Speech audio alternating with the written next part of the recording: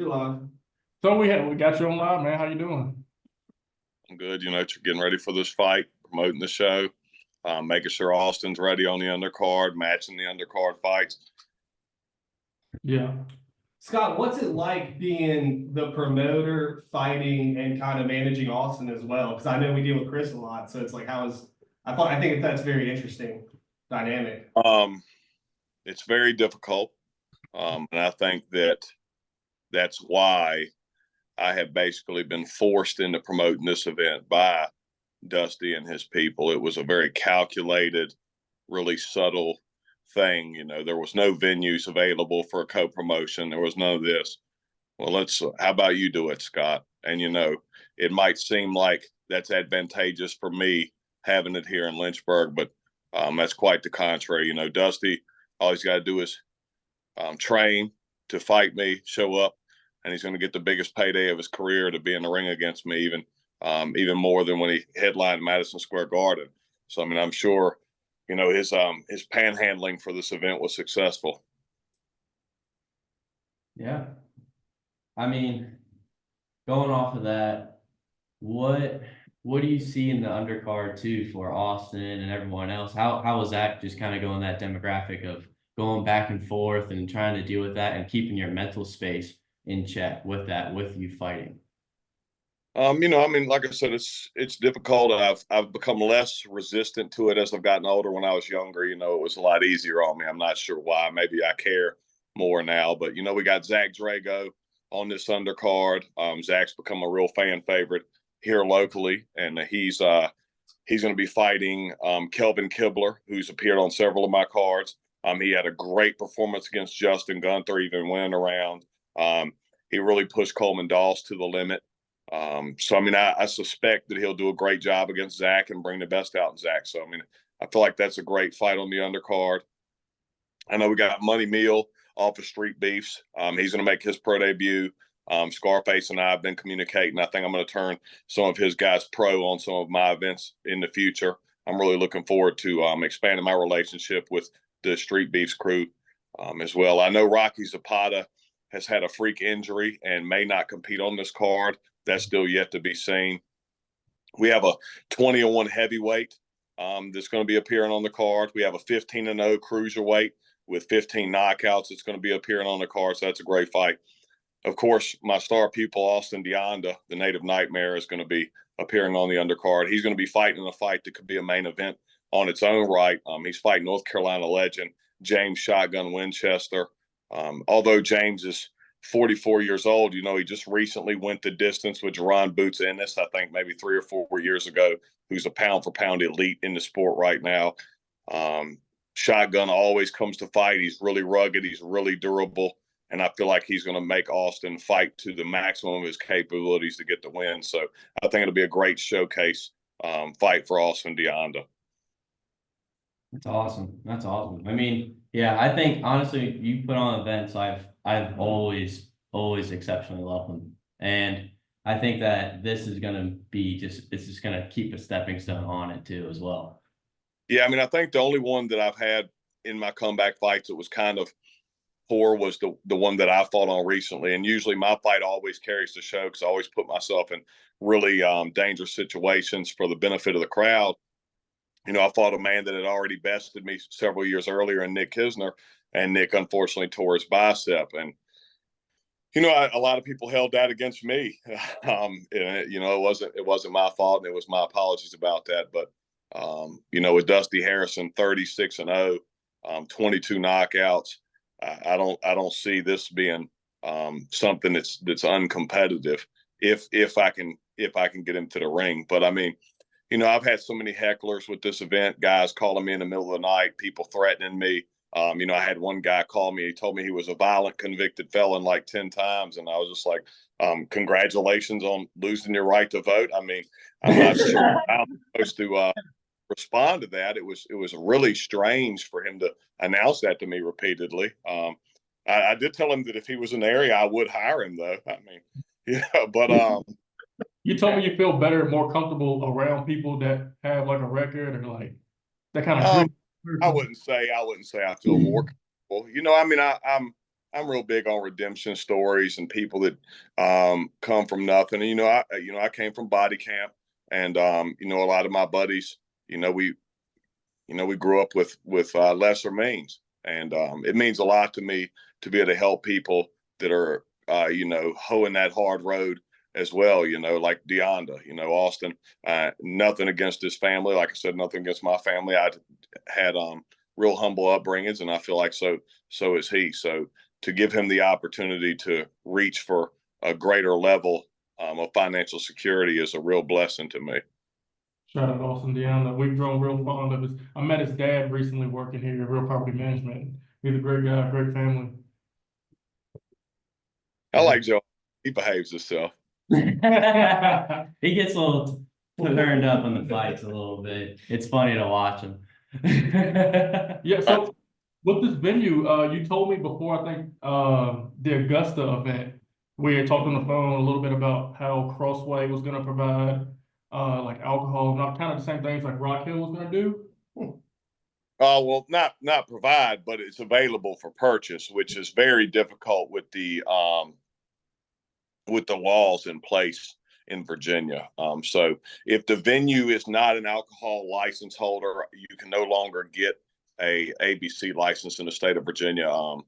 I know myself and the owner of the Clubhouse Bar and Billiards, we did a special trial with the ABC, and they basically read the language to us. It said a promoter of an event shall not hold a license. And I asked them what we could do about it, because I had held maybe 20 or 30 alcohol licenses previous to that, and they told me I should hire a lobbyist. So I'm not hiring a lobbyist. They're expensive. Yeah, getting into changing laws and whatnot. I'm excited to see what Crosswhite looks like. Yeah. That's going to be. Yeah. I've never been inside there. That's going to be an interesting venue. Yeah, it's like a family gym. Also, it's kind of mixed with a country club. It's got a real good, upbeat, positive atmosphere. It's definitely an upscale gym. Okay. I really like it. I mean, I look forward to working with Ben and Crosswhite Athletic Club for years to come. He's got a great outdoor canopy. We could maybe have outdoor events during the summer.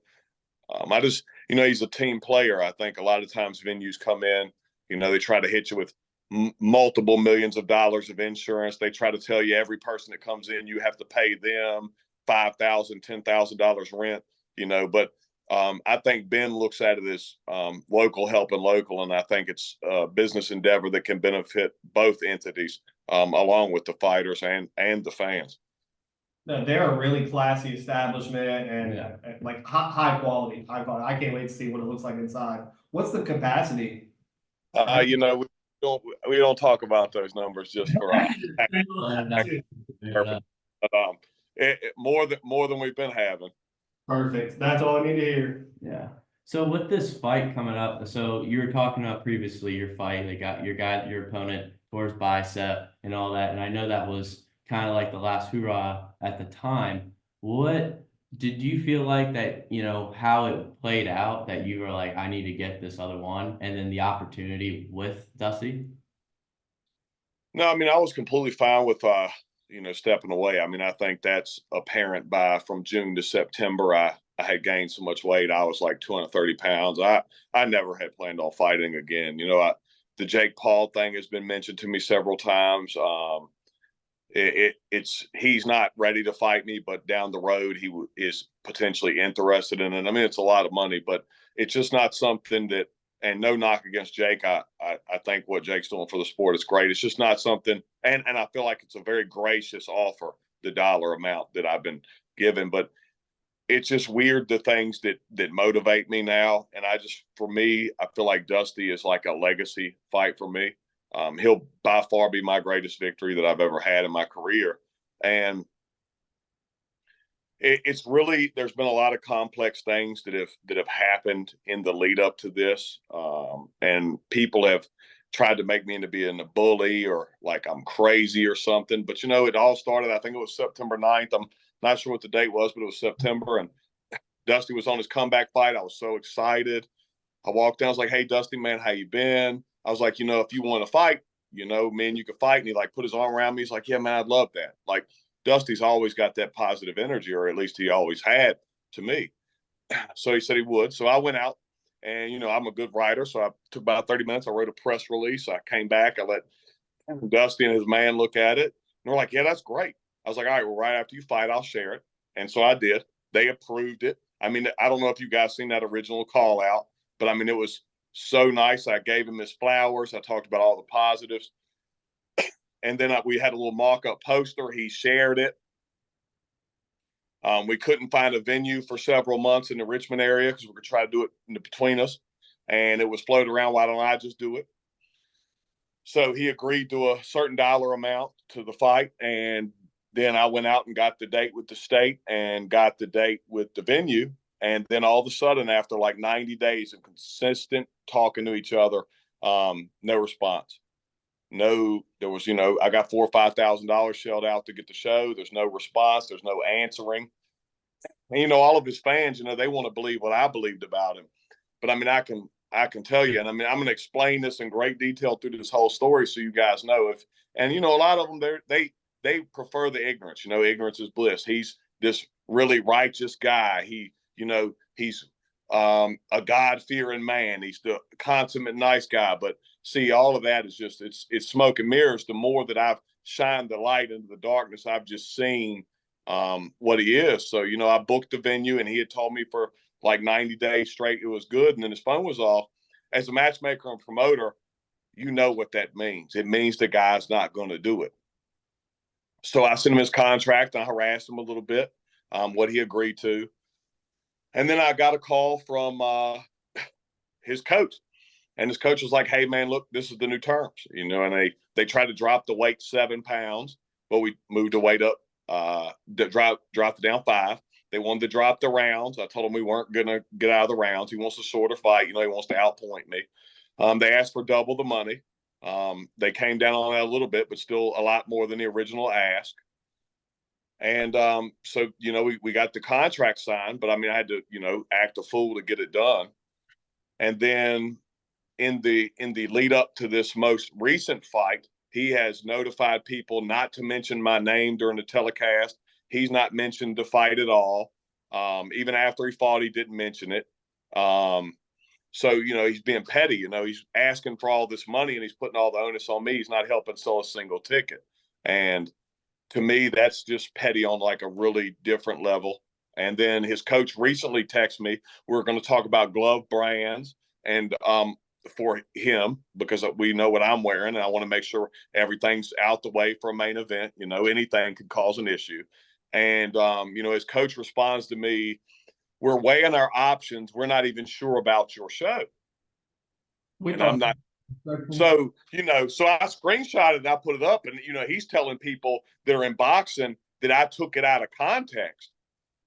And I'm like, oh, what do you mean? We're still not sure about your show. We're weighing our options. So, my attorney's drawing up something now. And, Matthew Pack, Fight Back with Pack. He's a close friend, a sponsor, a great attorney. So, I mean, he can either get knocked out by me or get knocked out in the court of law by Mr. Pack. I mean, either way, he's taking a loss. I mean, he might as well come take this ass whooping. That's where it's at.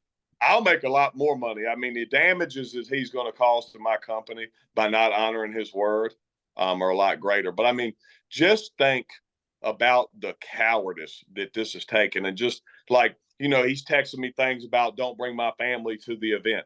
I better get better insurance because I'm going to leave in an ambulance, right? It's just clown shit because he said all of that and then he wouldn't sign the contract. I mean, this guy, and I used to think that the fight was going to be really difficult. And don't get me wrong, like Dusty Harrison isn't a tremendous athlete. I mean, he was 166-31 as an amateur, 36-0 as a pro. But I've seen so much about him through all of this that I couldn't believe it's true. And, I've been saying this, he's the greatest lie that's ever been told in the sport of boxing. So like a casual fan might look at 36-0 and be like, man, that's a good record. And, guys that know a little bit more, like a hardcore fan, will look at the guys he fought and they'll be like, man, that's a good record. But then like a matchmaker like myself, I'll look at the guys that he fought, who they fought. And, he even passed that test for me. But, when Dusty started trying to duck, so I looked at not the guys that he beat, not the guys that they beat, but the guys with the big records that they had beat. I mean, he's beaten blown up guys off of blown up records, it's the 3 or 4 deep fold. I mean, it is a marvel of matchmaking. It's like, it's a magic trick, but I'm going to show everybody how it was done on March 16th. You ever stepped on a spider and the way it seizes up after you step on it and it's dead, all the hydraulic fluid and everything? That's what Dusty's going to look like on March 16th. I love it. Well, don't you think Such a, literally everything I stand for in the sport of boxing, fake belts. It's amazing to me. It is a marvel to me that he has faked it and got as far as he has. It literally stands for everything that I'm against in the sport of boxing. And I've literally grown to hate him. And just like his coach, man, I really thought Bruce Babashan was legit, like a legit guy. But even he's trying to backpedal and get Dusty out of this fight. And his little hype man, minion, Mike Walters, everybody hates him. This just whole group of people, why would you get in the sport? He could have been an actor. I mean, damn, he's doing a good job at doing this. I mean, he could have picked something else, but no matter what, I know one of 2 results is going to happen. Either he's going to get in that ring and I'm going to knock him the hell out, or he's going to pull out and I'm going to show everybody what a coward he really is.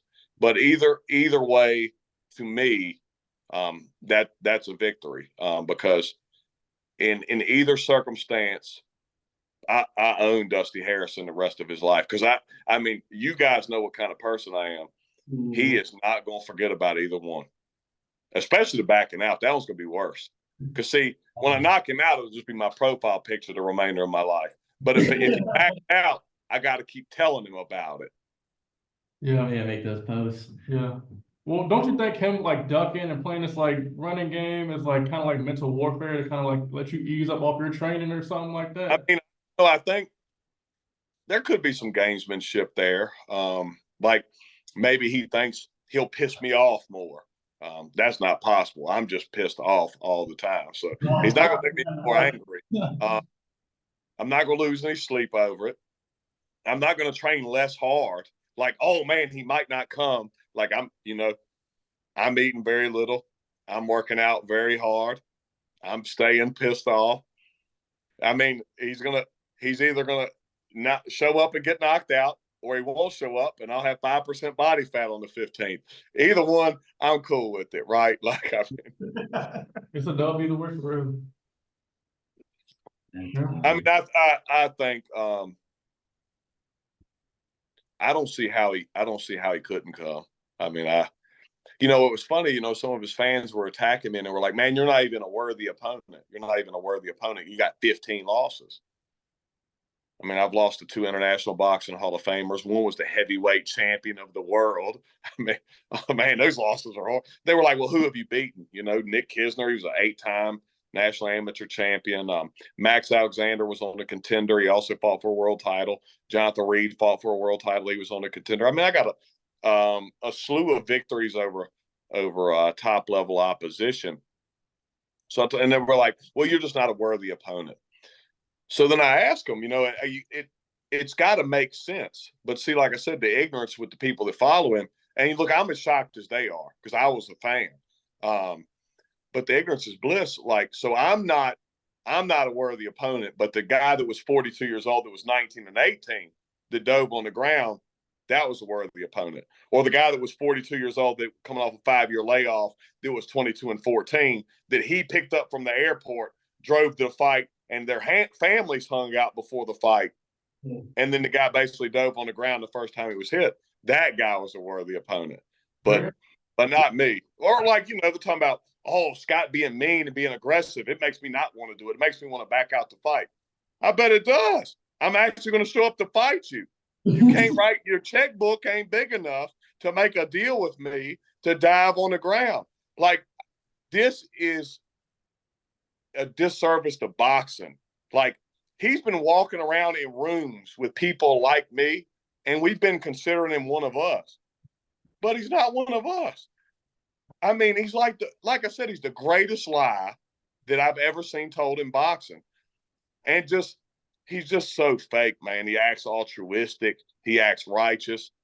But really, man, deep down in his core, he's just a piece of shit. Man, Scott, I love hearing you talk like that because I mean I'm a relatively amateur boxing fan. I think like you guys' boxing events has been the most I've ever seen in boxing.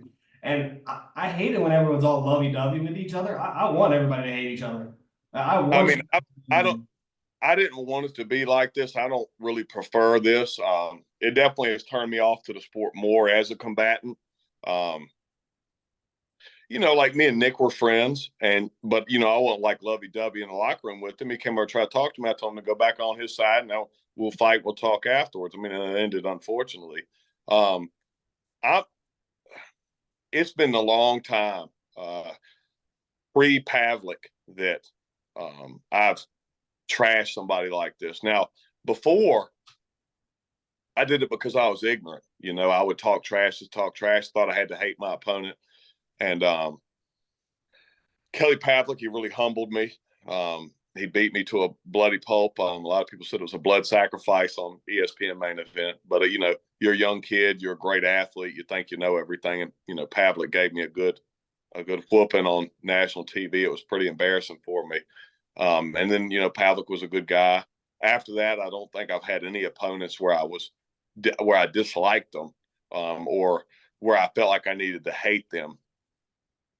But I'm a really honest person, and I don't like to misrepresent or sugarcoat anything.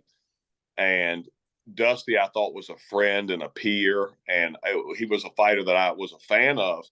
And when I found out the kind of person that he is, the character that he so lacks, it hurt me as a fan to him, just to see like just how poor of a broken man he is and how he's coddled by everyone. Like his coach, Scott, you know, it's just bigger than you. It's bigger than you. What do you mean it's bigger than me? He signed the contract. Well, I mean, what is he? I don't understand. Like, they're talking in code, like everybody's coddling. They're all yes man. Look, the guy's fast, right? He's a powerful puncher. Like these little mediocre guys. And I'm not even an elite fighter, man. Don't get me wrong. I'm not an elite fighter. Every time I fought like a guy that was a world champ, you know, I got smoked. What I am is I'm a really high level measuring stick. If you got a world champion that loses and they want to see if he still got it, they fight Scott Sigmon. If you got a prospect that was an Olympian and he's 20-0 and you're ready to step him into a world title fight, they put him in with Scott Sigmon. If they pass the test, they're legit. So I don't think Dusty Harrison is interested to see if he measures up to the test. And that's why I had to bully him into the fight. And see, the thing is, man, it's not like I bullied him into the fight. I just bullied him into I just expected him to honor his word. That's all I wanted. Mm-hmm. And like I said in the beginning, there's another fighter that I know that I'm pretty cool with, and I think he's rated like number 5 or 6 in the WBA. So after Dusty flaked that, I called him. I was like, hey, man, would you be interested in fighting me in Lynchburg, blah, blah. Now, he fights in the weight class below, and I asked him to move up. And he was like, Scott, look, I got to be honest, I do think I'd beat you, but you're a tough fight for anybody, just because I'm so gritty and I'm tenacious. He was like, but to be ranked this high in the WBA, I can get a $200,000 fight. Why would I come to Lynchburg for $15,000, $20,000, $30,000 and risk that? It doesn't make sense. And I was like, see, how hard was that? And he's like, did you try to fight Dusty? And I was like, yes. And so, like, if Dusty would have just told me that the fight didn't work for him, it didn't move him forward, any of that, we would have never been here. But I had to hear the snickering and the joking and the smiling about how easy it was. And then the fight was agreed to and then renegotiated. So now he's going to have to see me. But I mean, I have never guaranteed a victory in my whole career. I was telling my wife this. I've never guaranteed a victory. I don't usually think in terms of winning and losing. I know that sounds crazy. Some people might say it's a winner, loser's mentality, but I just set a game plan. I take the pressure off myself and just do the game plan. If it's enough, it's enough. But I am going to guarantee this fight. There is zero chance. Like, he is going to melt in front of me. Like, you're going to see it. Like, the first time, and it might not even be me hitting him. He might hit me with one of them big monster right hands he throws.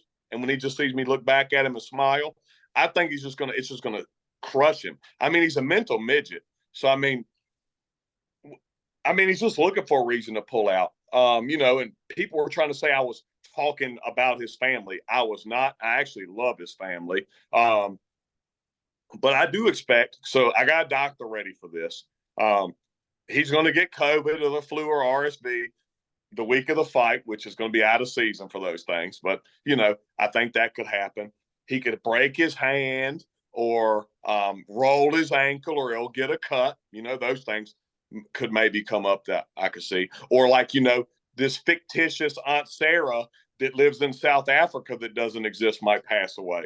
And, maybe, it like a piece of paper could blow by him on the street and he's going to try to use it as a reason not to fight me. The shit is ridiculous. Like, just honor your word, man. Have some integrity. Like, his coach trying to back him out to fight and then lying about it, even though I got the text message. Like, what is going on? Like, these aren't lies. And then people said I was trying to broke shame him. All right. First off, the dude is 36-0. Okay. Now, you got to ask yourself, why has he never made $100,000, $200,000, or $300,000 payday at 36-0? I was talking to Scarface off Street Beefs. He goes, I know a little bit about pro boxing. Obviously, I'm in the Street Beefs, but he said, at that point, you should be fighting guys for money. If you're not, then that's your choice. So why has he not went out and got that payday? Because he wants to lie to continue that he's unbeaten. So now he's going to come for a tenth of the money and get knocked out in Central Virginia. He's going to come. He could have got $200,000 or $300,000. But now look, that's why I call him a vanity fighter. You know what I'm saying? Like, I got to a certain point, I fought whoever paid me the most. I didn't think in terms of, oh my gosh, I could get hurt, I could get knocked out, I could get embarrassed. I went and did my damn job, and that's the fight. So how many tickets you got left for this event? We don't say exact numbers, but we have about a quarter of them left. Okay, cool. Yeah, it's been blowing up. Every time I'm on Facebook, it's something on it, and that to me, honestly, that's good, because that just gets me excited. I'm like, okay, that just from a fan perspective, right? Well, that's another thing. Maybe him talking about maybe pulling out. He probably wants to hurt my fans' confidence, because he wants them not to come to the event. He wants them not to buy tickets, because who does the financial burden fall on? Me. So if I'm taking a loss, maybe I'll cancel the show. Then I'll be the one that's scared. But little does he know, see, he thinks he's a ticket seller. He's not a ticket seller. He's all hype, right? So casual fans, even the ones that want to believe in you, once you've knocked out 26 cab drivers in a row, when a guy comes out and he's punching like this, right? And once you've done that, people eventually stop spending $50, $100 to come watch you fight. They don't want to see that shit, right? So, he probably thinks, oh, I'm going to hurt Scott's bottom line. I'm not going to help him. Guess what, buddy? We're already in the green. So, you can back out right now. What? It's not going to hurt me. And then Austin Deanda's going to be elevated to the main event. Austin's, like I said, shotgunning him is a great main event himself. And as a matter of fact, I truly hope that he's dumb enough to back out. I hope that, because I really want to see how good Pack Law Group is. And I think they're pretty good. Very good. There's no Pack Law Group. I think they're pretty solid. They be everywhere. So Man, that's awesome, Scott. Man, we respect you like crazy. You're the one of the best PR people I think I've ever seen. I mean, you just rock. There's no such thing as bad PR, and you kill it. it's the every harassment. time. It's the harassment for him. He gonna get you. I mean, I don't know that look, you notice for a couple of weeks I didn't say nothing. I was just thanking people that was coming to the fight. Yeah. They got to stop giving me stuff. Right? Like, look, if bullshit happens, I'm gonna call it. 100%. Right? Respect. Like this guy called me from up there after. By the way, that we got on a little tangent, but like I said, I was never trying to broke shame him, and everybody was talking about why am I putting up a bank account with $100,000 in it or whatever. By the way, I know that got his fans feeling some kind of way because I had about 30 calls from anonymous numbers trying to tell me $100,000 is no kind of money. That's odd to me when these polls are saying 95% of people are living paycheck to paycheck. Right? But anyway, the only reason I put the bank account up was because he gave me a number. Like he thought it was going to scare me. He said, "Why don't we just bet $15,000 or $20,000 against each other?" And I immediately agreed. And then all of a sudden, we never heard nothing else about that. Like if he was like, how are people saying I'm gonna bet on Dusty? My money's on Dusty. Dusty's money ain't even on Dusty. How in the hell are you gonna bet on him? Like these people that are attacking me that are his fans, why has he not talked about this fight? Why did he hype up the Colombian that was going to dive on the ground? Why did he hype up the guy from Mexico that dove on the ground? Why did he hype those fights up? Why does nobody know he's fighting Scott Sigmon? Right? These are the kinds of things as a supporter of your fighter that you need to ask yourself. Like, why do you know about the prearranged guy that's diving on the ground that's in the back saying Hail Marys with him before the fight, hugging on his wife? Why do you know about that fight, but you don't know about the guy that's actually going to bust him up? I mean, it's just so much lies, man. It's just all is just lies. It makes me sick. Like literally, all I think about all day is just how trash of a human this guy is. Right. It's horrible. Like it is horrible. I think it's the slyness to it, like you said, like the nice to your face, and then the almost the pettiness behind the whole thing, and it trying to brush things under the rug. I think that's what definitely like would grind my gears too.